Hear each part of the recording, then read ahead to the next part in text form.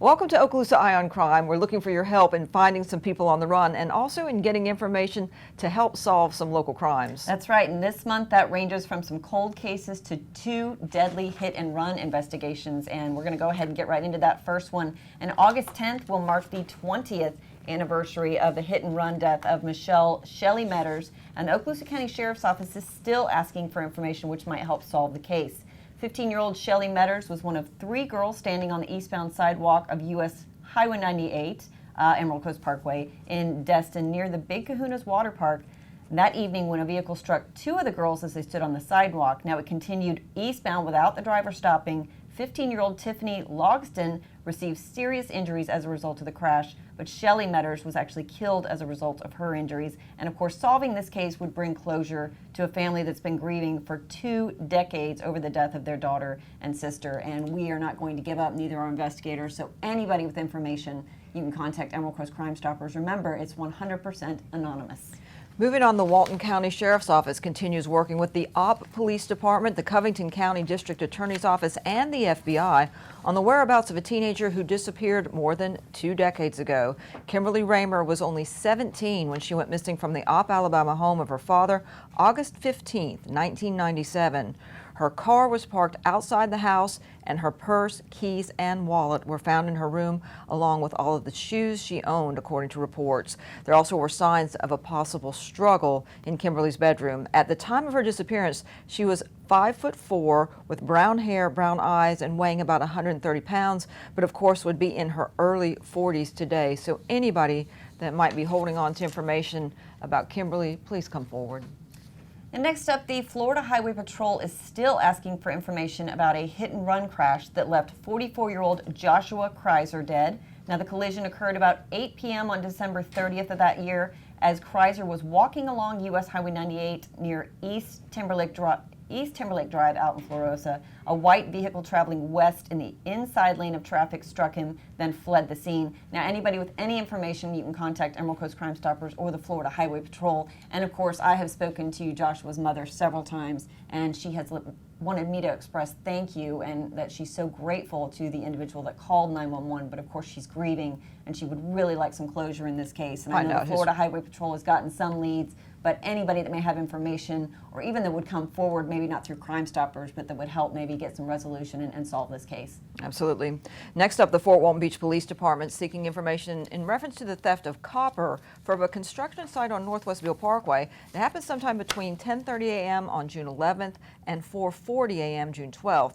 Someone went into the construction site and stole thousands of dollars worth of copper, and a possible suspect vehicle was a U-Haul box truck, but unfortunately unknown tags. Well, Deputy Dave Baslak earned an Okaloosa County Sheriff's Office Life-Saving Award and was designated a hometown hero during a ceremony at Harbor Walk Village for saving a drowning woman in the Gulf on June 1st.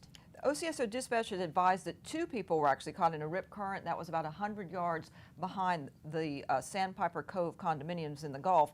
Both were trying to swim against the rip current in an attempt to get back to shore. So several bystanders tried to get in the water and help, but they were told, of course, it's too dangerous, you need to back off, and that's when Deputy Baslak arrived. Wind sideways! Wind sideways! Go that way! Wind sideways!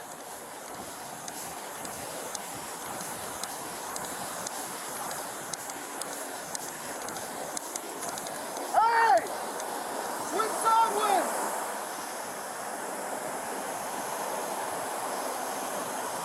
Are you going? Yeah.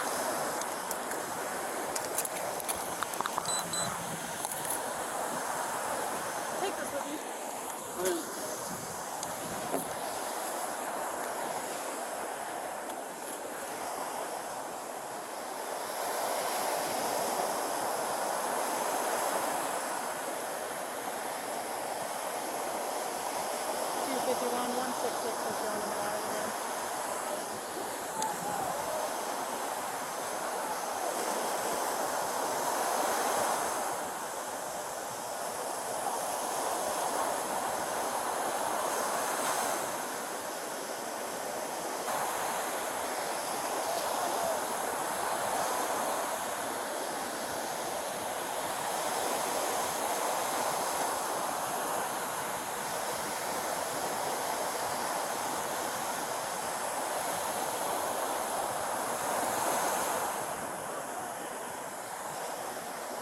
Get them out of the water when you can. You guys had EMTs on route or anything? Yep.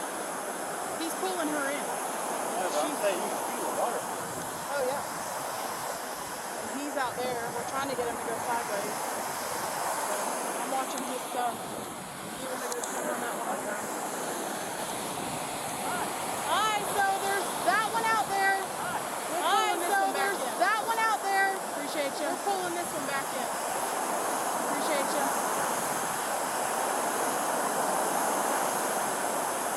I quit paddleboarding for that reason. I was too caught up in it. Yeah. If you can keep him out of the water, that'd be helpful too. Yeah, I don't know if he's with y'all's party or not. No.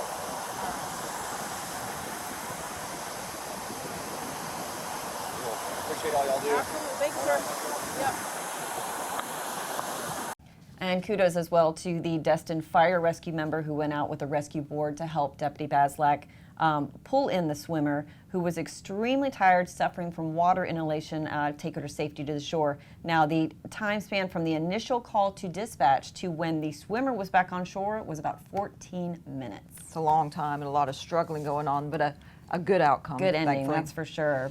And now we're going to go to our first list of wanted fugitives. We're hoping maybe you can help us find. Remember, they are wanted as of today's taping date, July 14th, 2022. And first up is a new face to the show. That's 40-year-old Candy Fuqua-Wesson. She is wanted for grand theft, dealing in stolen property, arson, as well as felony violation of probation. Last known to live on Antioch Road up in Crestview. I'm just going to take a shot at this first name. Is Casey Levon Maston. We don't have a photo available, but he's 29 years old and he is wanted for lewd and lascivious behavior. Deputies are still looking for 34-year-old Ann Margaret Mary Marsh for failure to appear for theft, as well as elderly abuse, last known to live on Madeline's Path in Fort Walton Beach. And this is William Cannell Burrell. He's 59 years old, wanted for felony failure to appear for possession of a weapon by a convicted felon, as well as possession of narcotics. He was last known to live on Hurlburt Road in Fort Walton Beach. Donald Joe Mitchell is wanted for DUI and driving while license suspended or revoked, last known to live in Navarre. Still on the list is Tad Keith Bowers. Bowers is wanted for VOP on an original charge of child neglect. And this individual is wanted for felony violation of probation for carrying a concealed weapon. That's 49-year-old Clifton Ray Edwards. And here's someone whose mugshot's coming off the show. It's Daniel Ryan Springfield, and that's because he has been located. But we're still looking for Zachary Lee Dalton. He's 39. He is being sought for arson. Angela Dawn Tripp's 51, and she's wanted for failure to appear for exploitation of the elderly. Last known address on Tripp was Crown Creek Circle in Crestview. 43-year-old Scott Daniel Sconyers, he's being sought for violation of probation for DUI, as well as fleeing and eluding, and last known to live in Destin. And another VOP case, this one, Anthony Michael Frodelli, VOP for grand theft, trafficking in stolen property, and providing false info to a pawnbroker, last known to live in Fort Walton Beach. And we don't have a photo of 30-year-old Brandon Dalton West, but he is wanted for sexual assault. And this is Alyssa Victoria Hibberts. Hibberts wanted for VOP for child neglect and possession of cocaine. 37-year-old Janelle Eileen Navarro, she's wanted for felony violation of probation for 4 counts of sell, manufacture, or deliver narcotics. And give Emerald Coast Crime Stoppers a call or contact us if you know where to find Charles Louise Craig. Do not have a picture of Craig available, but he is wanted for sexual assault. Wrapping up our first list of fugitives is J. William Shutter. He's 79 years old, and he's wanted for felony child neglect. Moving on now, the End of Watch Ride to Remember organization has been traveling throughout the U.S. to pay homage to 608 law enforcement officers who died in the line of duty in 2021. Recently, they stopped here at OCSO headquarters in Shalimar to honor Deputy Michael New, whose end of watch was September 5th of last year.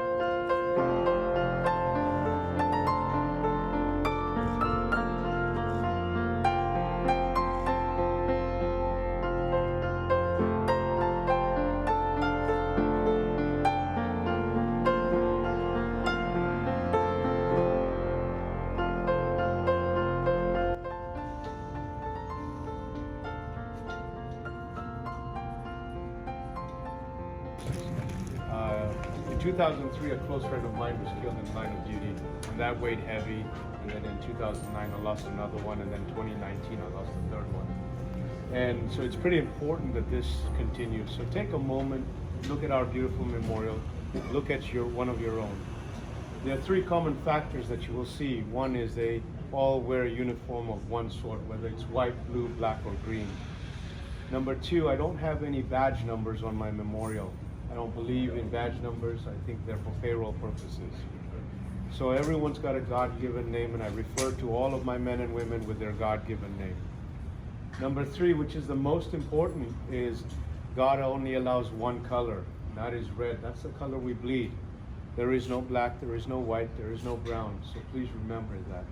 Today we stand in front of all these beautiful men and women, and we recognize them as heroes. So I'm going to take you back a little bit. I'm going to remind each and every one of you today that you are heroes today, not because of this. When you wear this beautiful uniform, when you put it on, you become the peacemaker that God allows. You become God's servant. You work your weekends, you work your nights, graveyards, you work birthdays, holidays, births, deaths. That is what makes you a peacemaker and a servant to God. So please remind yourselves that you are heroes.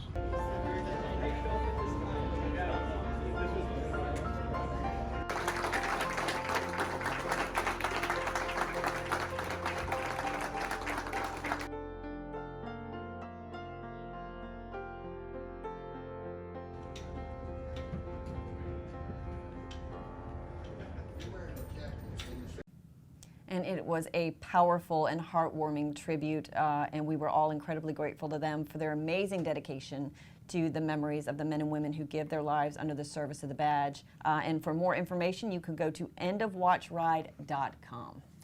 Moving now to our next list of fugitives, we've got Cheyenne Lee Gentry up first. She's wanted for VOP for possession of methamphetamine. Gentry's last known address was on Oak Terrace Drive in Crestview. 63-year-old James Clinton Brinkley Jr., last known to live in Pensacola, he's wanted for violation of probation for battery. Justin Rafael Diaz is wanted for felony possession of meth with intent to sell and possession of heroin, last known to live in Destin.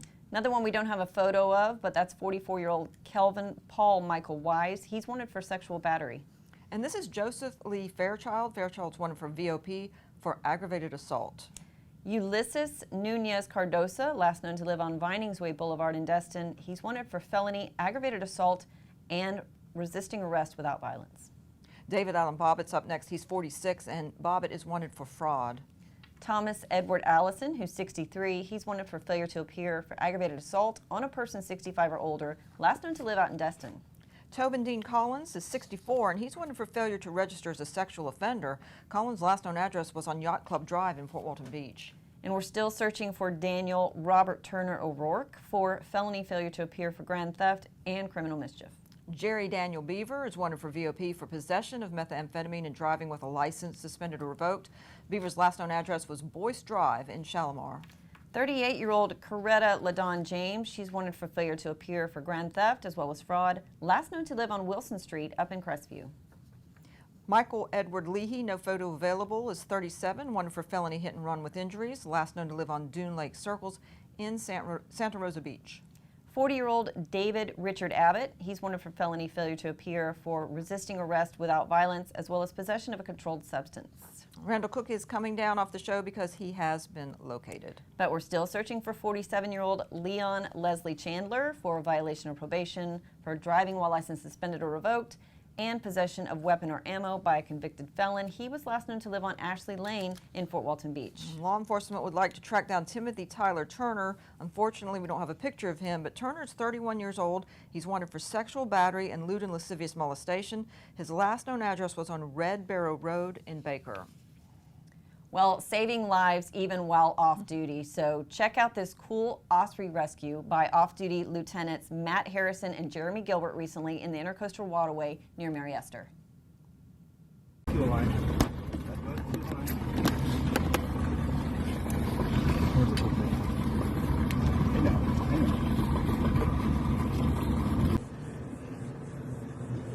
you go. There you go. All right.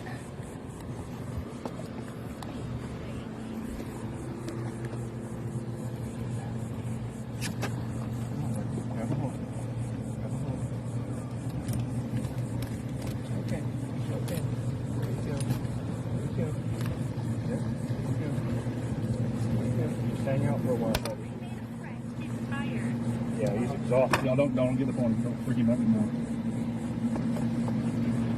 I'll stay on the boat with him.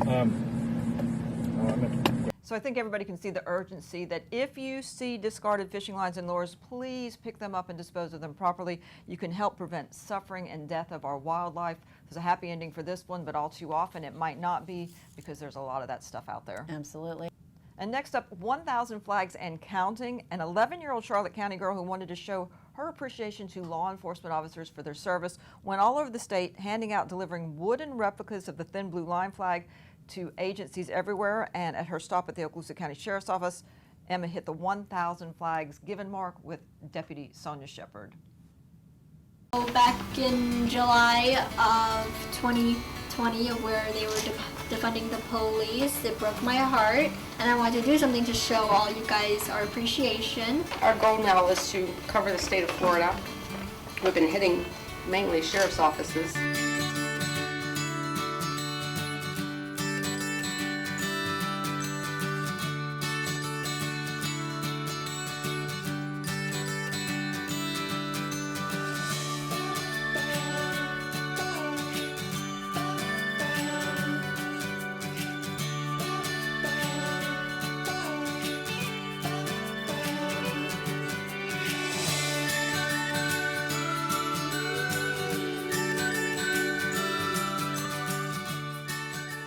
We just gave out 1,000 flags. I'm the 1000th flag? Yeah. Whoa! I feel 1000th special flag today. good. Oh, look at that! Woo! I get an extra coin. And then we also got And we also, we've been saving this for a long time to give Flag 1000. That is so cool. And she's already pre-signed that. Yay! That's awesome. Yeah, Thank make you another so picture. much. Another picture? Another picture and then for for your coin. 1,000. For my 1000? Yeah. Wow. All right, ready? Can you? Let's do this, okay.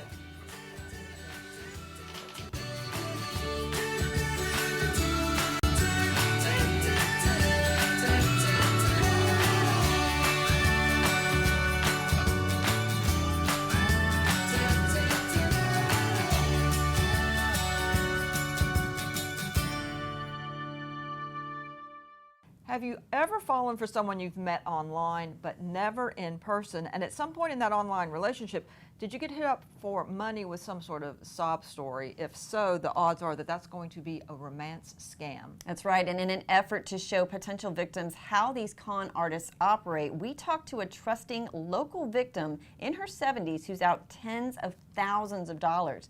Now, she asked not to be identified, so her voice has been altered. Her romance scam case, started by the Okaloosa County Sheriff's Office, has now gone federal, and OCSO investigators say there's plenty that other potential victims can learn from her experience.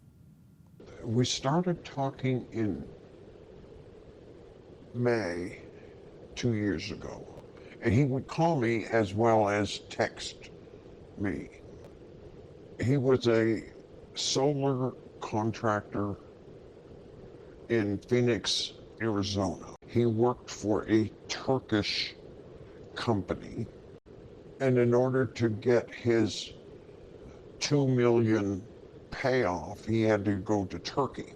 Once he got to Turkey, he went somewhere, went to the bathroom or whatever, and lost his bag that had his passport and money and all that good stuff in it. So he asked me for $5,000, and I sent it through an intermediary in Florida. We continued to talk and stuff. He needed a place to stay, so he needed another $5,000 for a hotel room, which I sent. Well, I figured once he got back from Turkey, we could, he was going to be retired, and, we could go places, travel. Talking to her, listening to her story, this is a classic case of social engineering. At first she's like, I'm not giving anybody any money. This is, I just want a travel partner. And, then their relationship builds and builds and builds. And then slowly he develops this bond with her where she feels like she really cares for him and wants to help him, and starts sending him money.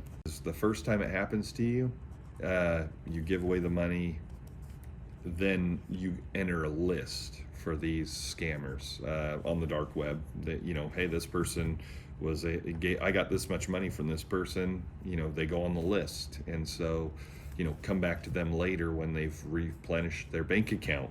And that's why you want to change your phone numbers, you want to change your email stuff, you want to change your social media if something like this happens to you, because you want to take yourself off of everybody's radar.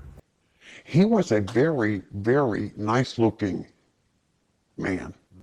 That he was a ship's captain on his way to Greenland from Norway. And he was the captain. It was his ship. Not that he owned it, but he rented it to take some stuff from Norway to Greenland. Could not talk to him because he said at one time back in the 90s, he had been, pirates had gotten to him, his ship.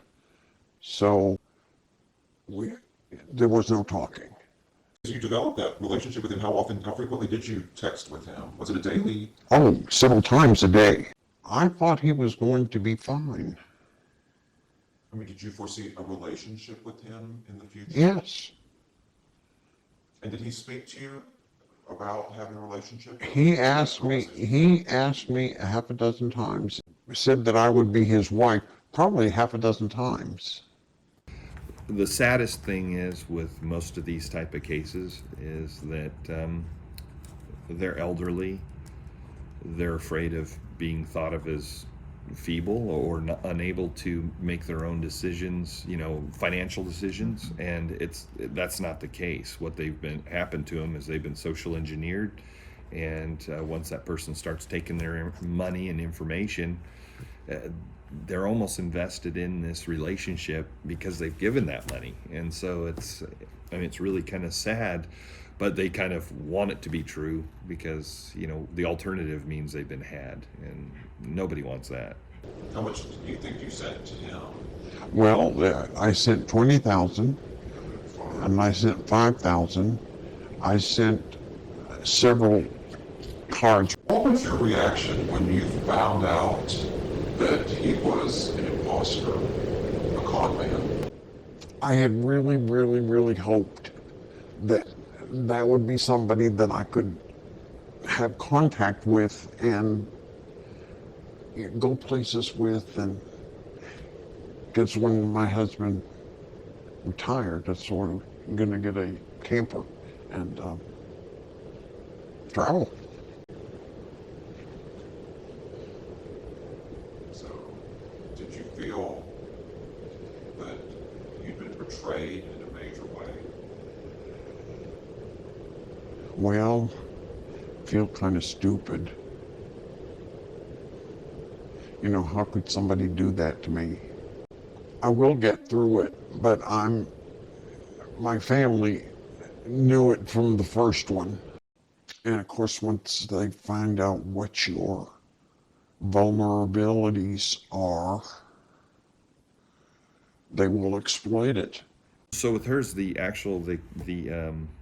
credit union called me and said, hey, I believe this is probably a romance scheme.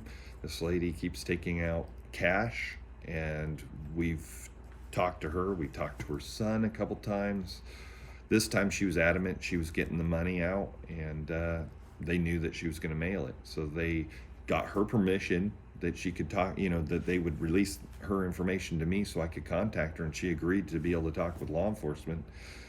I got a hold of her and told her, I said, hey, if I can prove to you this is not legit, are you okay with us pulling that money back so that you can put it back in your bank so that it's not going to be taken by this fraudster?